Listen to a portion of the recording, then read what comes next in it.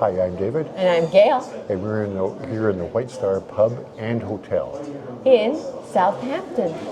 And so we're in Southampton because we're about to catch an ocean liner the Queen Mary 2, that will take us across to New York City.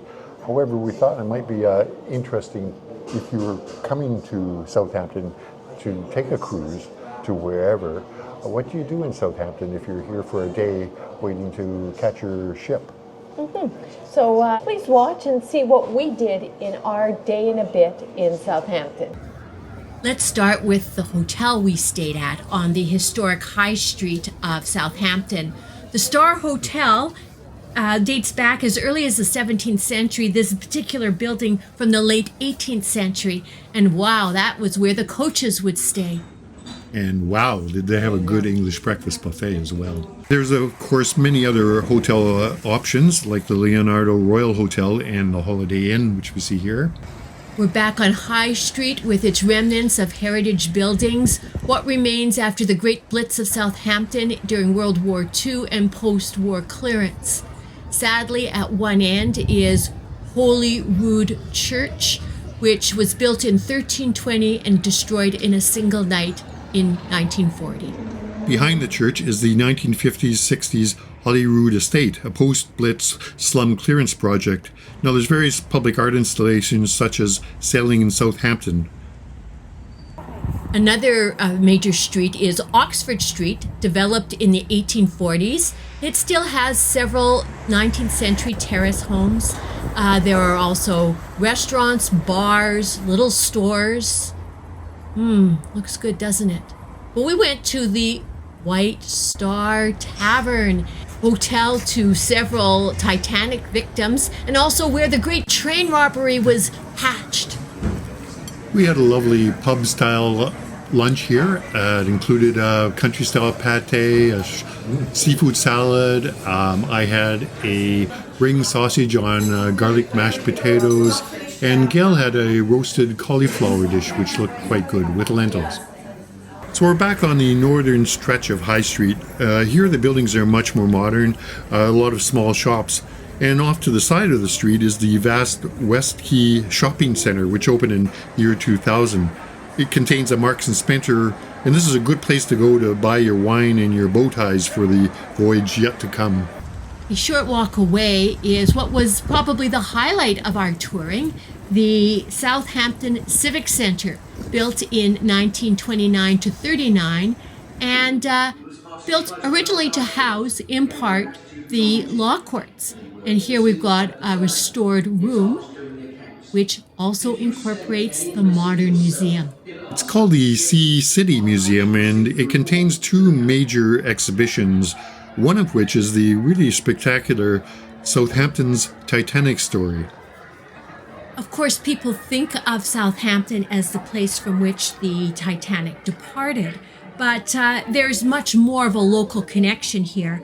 About 500 of the victims came from Southampton.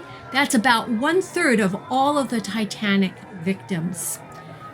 Many of them were crew members, including the sea captain, but really the whole city is a place where participants of the Titanic lived and played. Also a part of the Civic Centre is the Southampton City Art Gallery, dating back to 1939. And facing the gallery is beautiful Watts Park and the 1920 World War I memorial designed by Sir Edwin Lutyens. Watts Parks is one of 5 connected parks that are part of the Southampton Central Parks.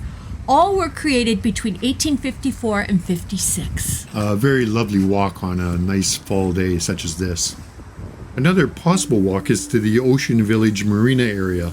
Now this was originally the Outer Docks, which opened in 1842, but it's now today largely a modern redevelopment that started in 1986. Now there's lots of bars and restaurants and hotels and certainly lots of yachts, but it is a little bit on the isolated side and not very lively during the daytime. So our assessment is that if you were limited in time, that you could skip this. Instead, head east along the Test River, and that would be parallel to the medieval walls. About half of the medieval walls still stand. That's about 1.25 miles worth, including defensive towers and gates. And if you really felt energetic, you could continue walking along the River Test and just explore the terminals, the cruise terminals along the way. There's lots of interesting industrial stuff, like lots of container things. You could even buy some containers and make a house out of it while you're there. And perhaps you'll find your ship that you'll be boarding the next day. Not that we found ours. Now this was someone else's cruise ship. We walked till dark, so now we had earned a good meal, a little bit of grog, and some atmosphere. David and I are having dinner in Southampton in this sumptuous space. It's called the Dancing Man Brewery. So it's basically serves a pub fare, but I would say elevated pub fare. And it is situated in what was the Wool House, which was a storage building for wool that was going to be sent to the continent. And it dates back to the 1300s. The destination for that wool was Italy, basically Genoa and Venice. This is delightful. Right beside us is a most gorgeous dog who is enjoying the space as much as us. Oh, she just wagged her tail. Oh, she's stretching. Anyways, what we're waiting for right now is our appetizer, which is a smoked trout. And David is enjoying a flight of beer, which I think he's going to sample in front of us. He chose these particularly 3 samples. David, tell us about your beers. Okay, so this is the Dancing Man Brewery. So of course they make their own beers here, and I've just for starters, I've gotten a flight of 3 beers.